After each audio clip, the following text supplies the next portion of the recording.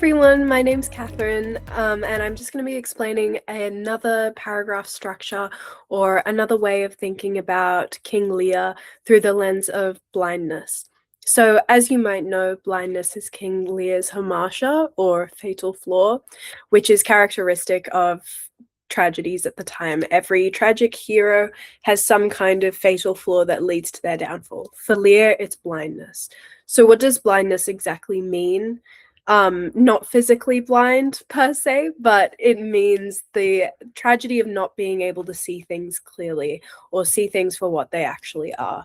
So in the context of King Lear, he can't properly see his surroundings. He can't see that Goneril and Regan are manipulating him, and that in actuality, Cordelia does deeply love him. She just doesn't express it the way that Goneril and Regan do. And in fact, they don't actually love him. So things like that. But to think about this, I've used the critic Norman Pratt, and he basically wrote this essay called From Oedipus to Lear. So if you've heard of Oedipus, he's also a tragic hero, but from Greek myth.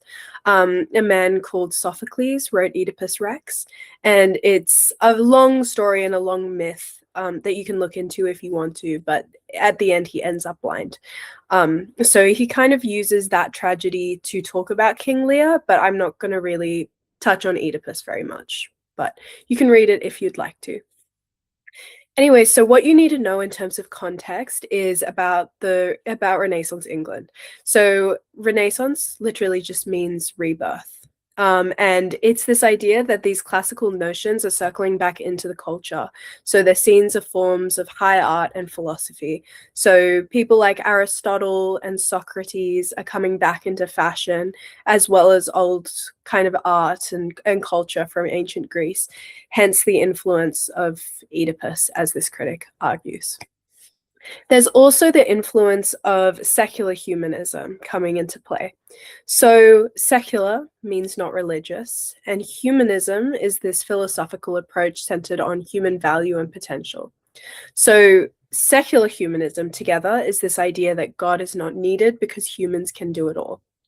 Shakespeare himself, however, was a Christian humanist. So it's this idea that humans have this innate potential and this innate worth, but that is given to us by God.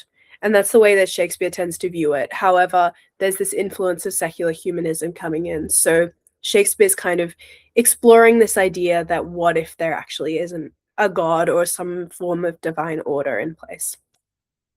So in the Jacobean era, which is the same time as Renaissance England, King James is ruling over England, and he is a Protestant. And so he is very big on spreading religious dogma or religious practices, religious ideas.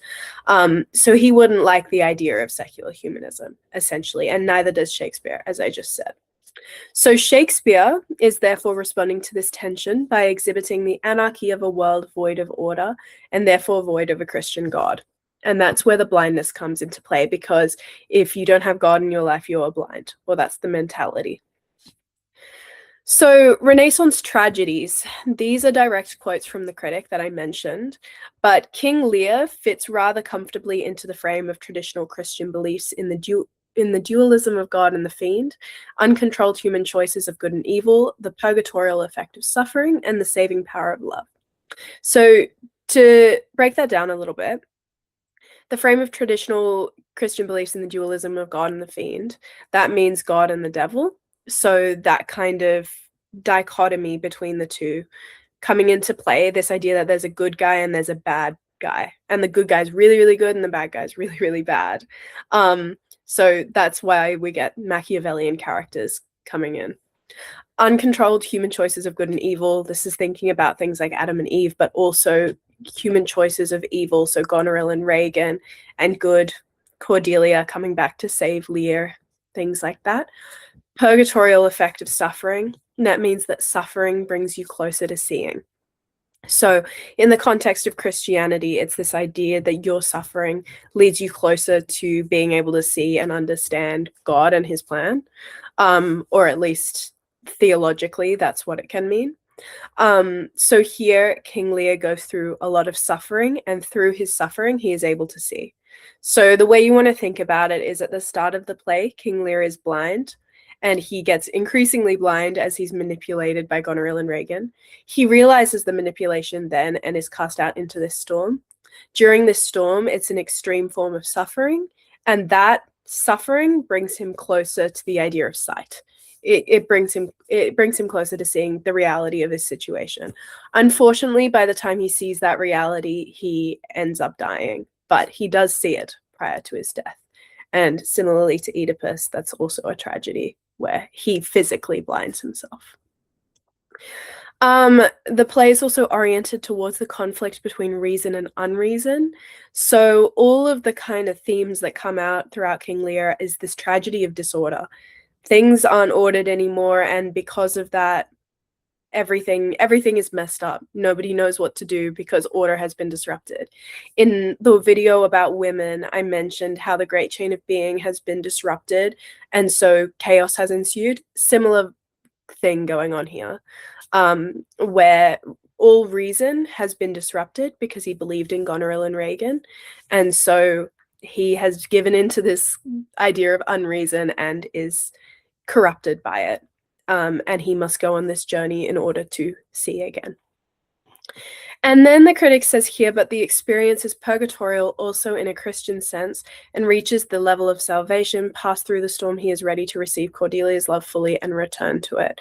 And then I said, but first there must be consequences, which is him dying. But this is basically the idea that I just said, where it's this idea that through his suffering, he is brought closer to sight.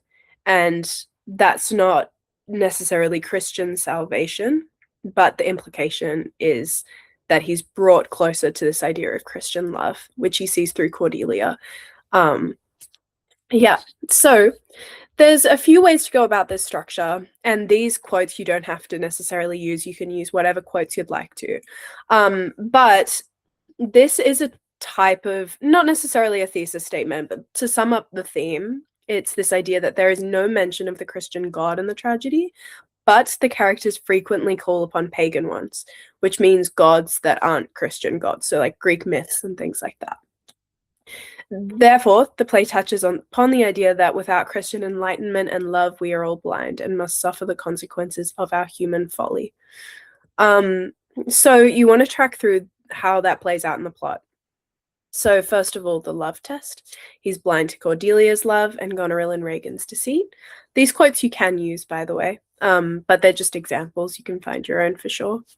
Secondly, he must suffer the consequences of being blind to Cordelia's love and Goneril and Regan's deceit. So that's the storm.